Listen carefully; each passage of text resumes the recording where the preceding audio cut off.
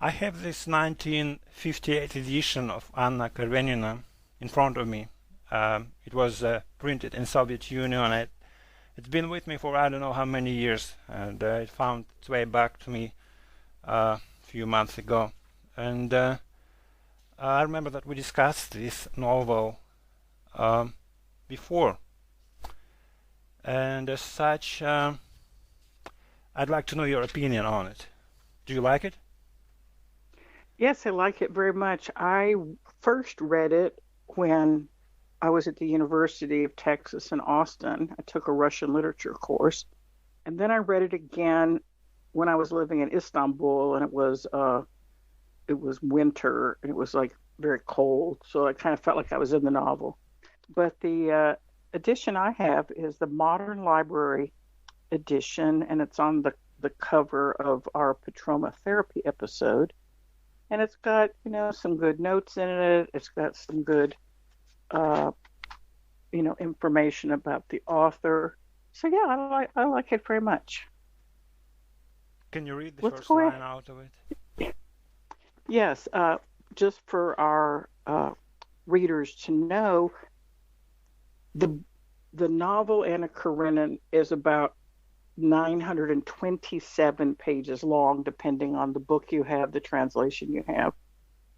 And I'm going to be reading from the beginning, Part 1, Chapter 1. Happy families are all alike. Every unhappy family is unhappy in its own way. Wow, that's deep.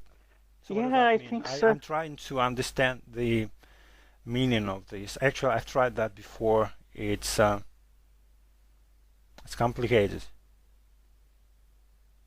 Yeah, I think that the thing about families, a family is at the smallest unit a mother, a father, and a child, because otherwise it's just a couple. Hmm. So families expand. Sometimes there's a husband and wife and a kid, husband and wife and two kids, husband and wife, and one of the in laws moves in, husband and wife, their kids, maybe a helper or a maid or a driver. So the numerical configuration of family, I think most people can relate to. We deal with families, we grow up in families.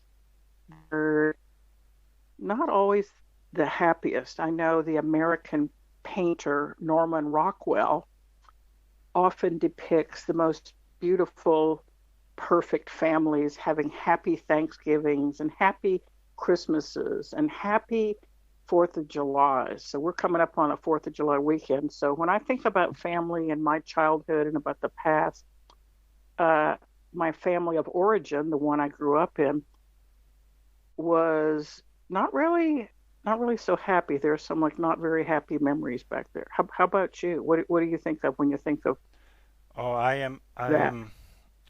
I understand the importance of family, and but I also see how so many families are dysfunctional, and I don't know every family, will have its own trials and tribulations. But um, if it were up to me, I always hope for the best, and the hope for the best seems to outweigh the risk of dysfunction. So I'm sorry.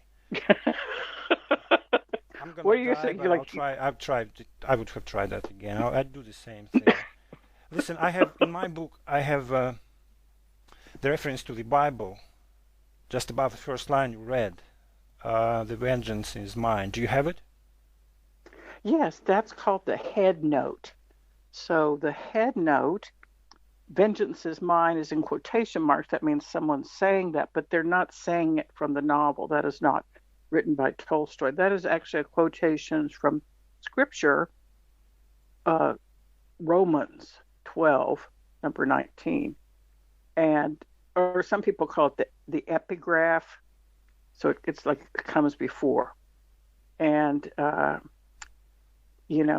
he wrote in a letter to his friend that I selected this head note, vengeance is mine, I will repay. Tolstoy says, I selected it to express the idea that evil committed by man results in bitter things that come from God Mm. and not from men, as Anna Karenina also experienced it.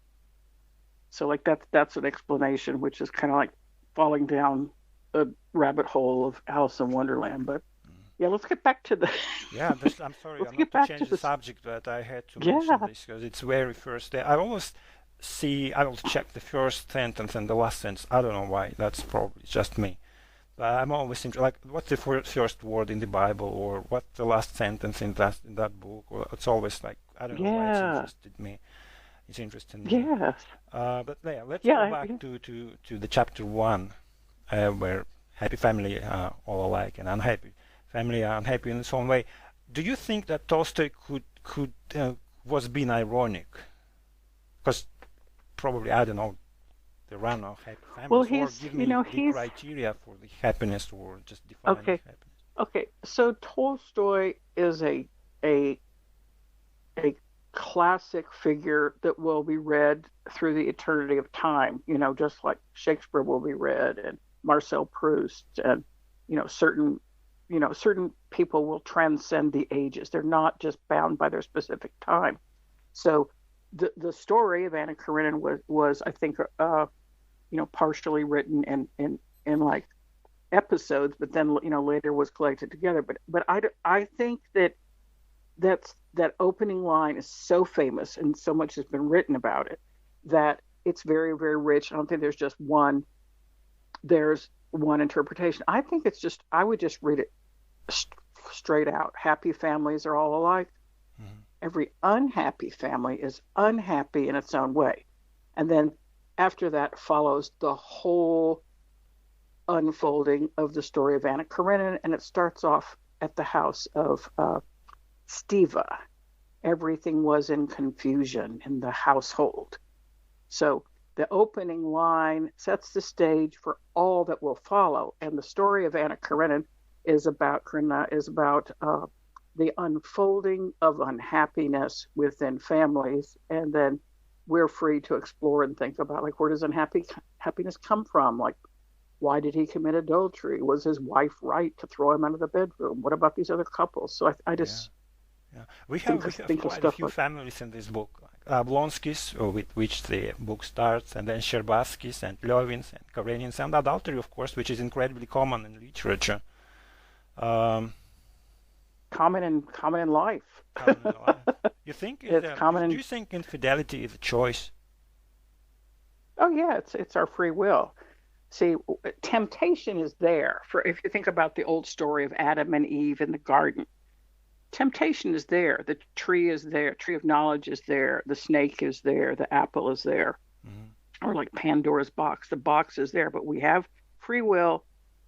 It's not a sin to be tempted. It is a sin to willfully choose to cross into forbidden territory.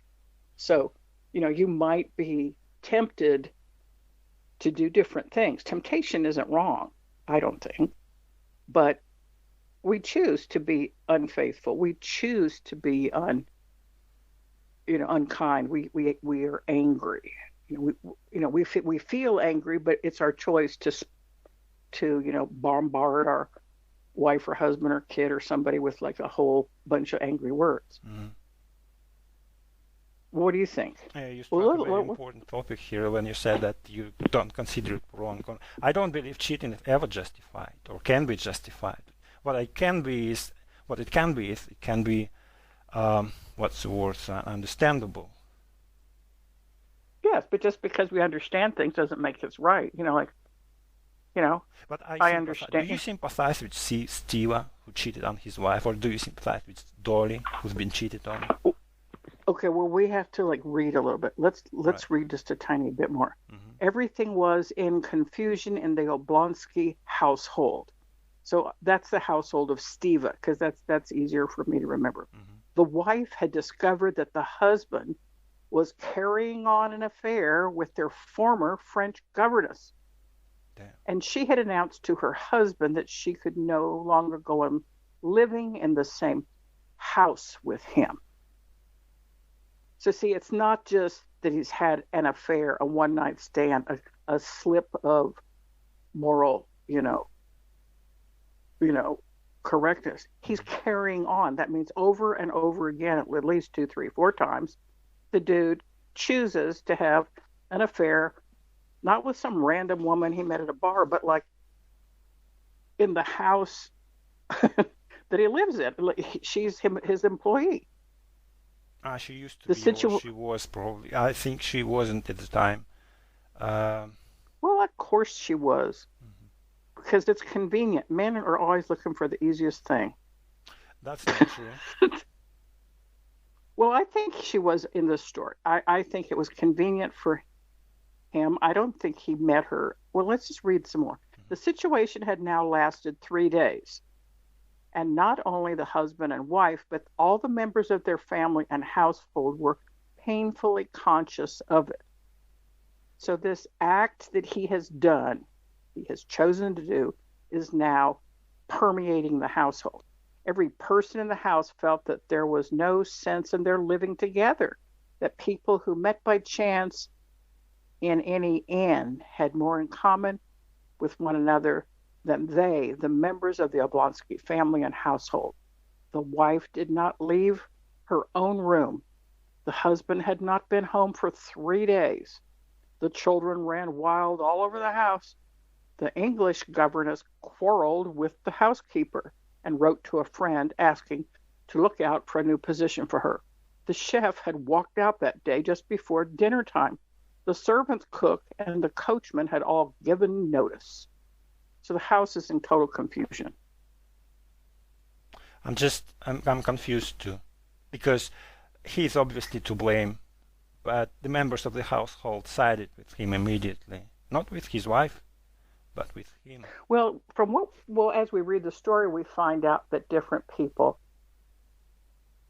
took sides. Some people took the wife's side, Dolly's side. Some people took the husband's side. Some people, we as readers have our sympathies depending on how we feel about things. But from what we've read so far, only thing we've got so far is that the house is in confusion. He has been thrown out of his wife's bedroom because that's the only thing she can deny him. He's already Yeah, got everything else. absolutely. So I don't know. Well, you want to read a little bit more? 3 days after the quarrel? It's in Russian, the one I have here. Let me open the English version. Yeah, there's Okay. like a lot of like Russian words. Yeah, but I have Russian wording in front of me. I have to get my iPad and find the English Okay, you want me to wording. read? You want me to read, or do you want to read it? Oh, you please do. Yeah. Okay. 3 days after the quarrel, Prince Stefan Arkadovich Oblonsky, Steva, as he's called in society, woke up at his usual hour. So it's 3 days after they've quarreled. 8 o'clock in the morning, not in his wife's bedroom, but on the Morocco leather sofa in his study. He turned his plump, pampered body on the springy sofa as though he would sink into sleep again. He vigorously embraced the pillow on the other side and buried his face in it. But all at once he jumped up, sat up on the sofa, and opened his eyes. Yes, yes, how it is now, he thought, going over his dream. Now, how was it, to be sure? Alabine was giving a dinner in Darmstadt. No, not Darmstadt, but something American. So he's recounting his dream. Yes, but then Darmstadt was in America. Yeah, he was giving a dinner on glass tables, and the tables sang this song. Though it was like something better. There was some sort of little decanters on the table, and there were women, he remembered. So Steva is recounting his dream. Yeah, but based on this kind of happy dream, he seems to have a guilt-free conscience. Well, he's a man of senses. He likes women, wine, song, his slippers, his bathrobe. He's a man who is a sensate type. He lives for physical pleasure. Doesn't feel guilty at And all, he, right? no, he's already got his wife, you know, We've got the wife, the house, the maid, the servants, a bunch of kids. So now he's just going around, enjoying himself. Hmm. Sorry to interrupt. No, it's okay. We can talk. You want me to keep reading? Yeah, please read. Okay, so he wakes up and he's remembering this dream, but there's this there's this I think it's called hypnagogic. There's this state between sleeping and waking where we're not sure if we're asleep or if we're awake. Stephen's eyes twinkled and he pondered with a smile. Yes, it was nice, very nice. There was a noted and he noticed a gleam of light peeping beside one of the wool curtains. He cheerfully dropped his feet over the edge of the sofa and felt about him for his slippers. Sorry, It the was a line present. broke up when you said there wasn't or there was, and then you started, but then he noticed the gleam of light. Okay, so he's getting up out of bed and he's trying to get into his daily world. Uh-huh. He noticed a gleam of light peeping in beside one of the wool curtains. He had cheerfully dropped his feet over the edge of the sofa and felt about for his slippers, a present on his last birthday embroidered for him by his wife on gold-colored Moroccan leather. So he's waking up, he's pampered, he has his little slippers, his wife has embroidered these for him. And what is he dreaming about? Wine, women, and song. And he has, I think you see my bias here. Yeah, I And understand you completely. Did you okay, dreams about visiting a strip club, basically, when he just well, cheated it's on a the house. wife? It's a house. No, he's dreaming of his sensual life where there's no wife, there's no kids, there's no responsibility. It's wine, women, and song. Mm. And he had done for every day the last 9 years. He stretched out his hand and without getting up toward the place where his dressing gown always hung. But he's not sleeping in his wife's bedroom. He's out on the couch. Yeah. She's put him out. Mm. Thereupon, he suddenly remembers that he was not sleeping in his wife's room, but in the study. And why? The smile vanished from his face. He knitted his brows. Ugh. He groaned, recalling everything that had happened. And as he recalled every detail of his quarrel with his wife, he realized the hopelessness of the situation. And the most tormenting thought of all, it was his own fault. Yes, she won't forgive me. She can't forgive me. The most awful thing about it is that it's all my fault, though I'm not to blame. That's the point of the whole I situation. told you, he's not to blame. He thinks he's not to blame. He doesn't feel guilty. But then again, Yeah, he you're is right. guilty, and what confuses me again, that all members of his household sided with him instead of with his wife.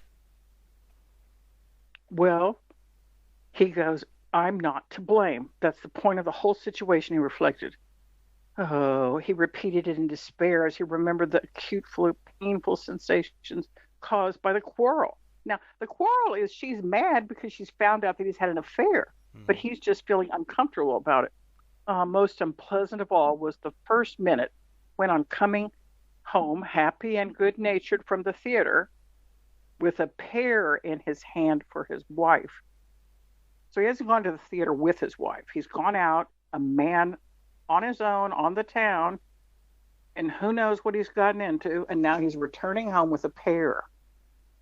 But he had not found his wife in the drawing room. To his surprise, he had not found her in the study.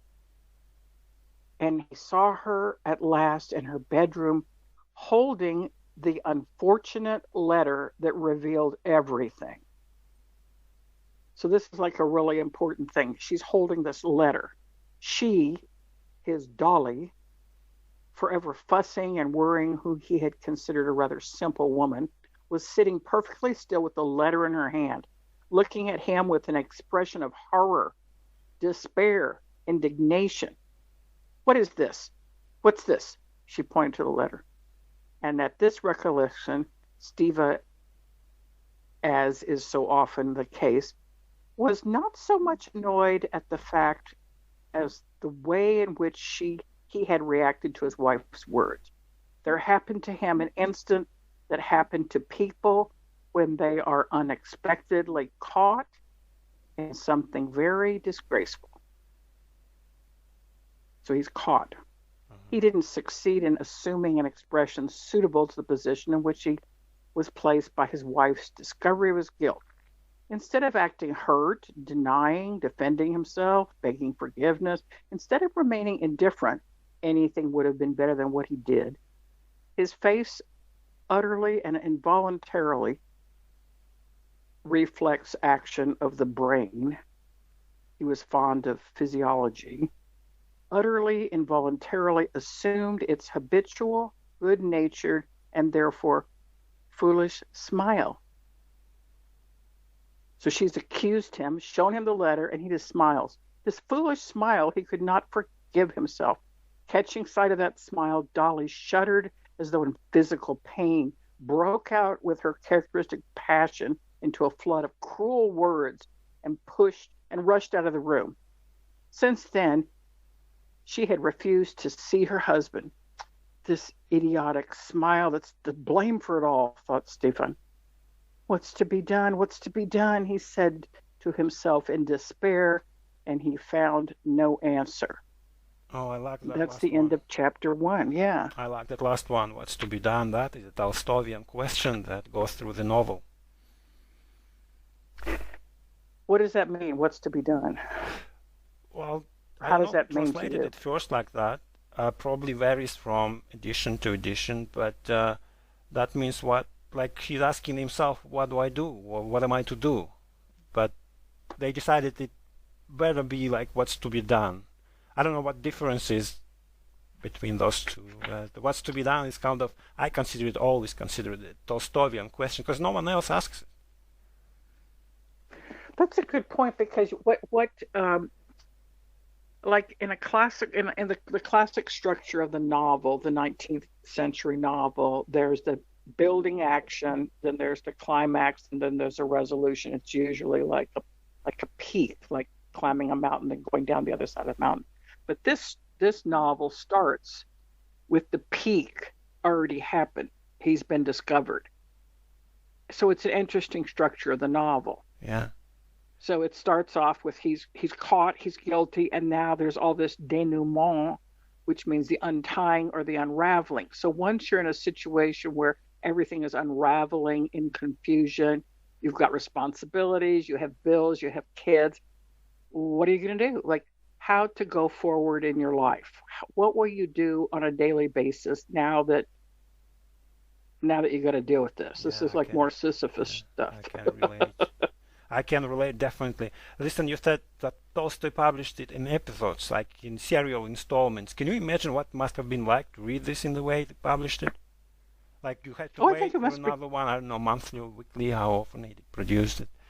But the thing is, like, I mean, like we're used to having everything immediately. We can have news immediately. We can have everything immediately. But back then, in those days, people lived a different life. People of leisure would spend time getting dressed. So he's got his slippers and his house robe. The wife would get her dressing gown, and someone would come and fix her hair, and then waiting for a newspaper or a magazine or something to come in the mail was just like another event. But you're right, it was read weekly or maybe every other week or something like that. It's so different. So the lesson we learn from this chapter is happy wife, happy life, right? Oh, I don't know if you learned that, which I didn't learn that. Happy man is happy relationship. A happy woman is a miserable man. I don't know. No. What I figure out is that what I think of is I think about like moral philosophy. Is something wrong in and of itself? Absolutely. Or is it situational ethics? Only because he was caught does he start to feel guilty and start to squirm. Otherwise, he just keep continuing on, whether or not, maybe he met the governess someplace else. Maybe she wasn't currently in the employ. But I'm saying, it's interesting to me.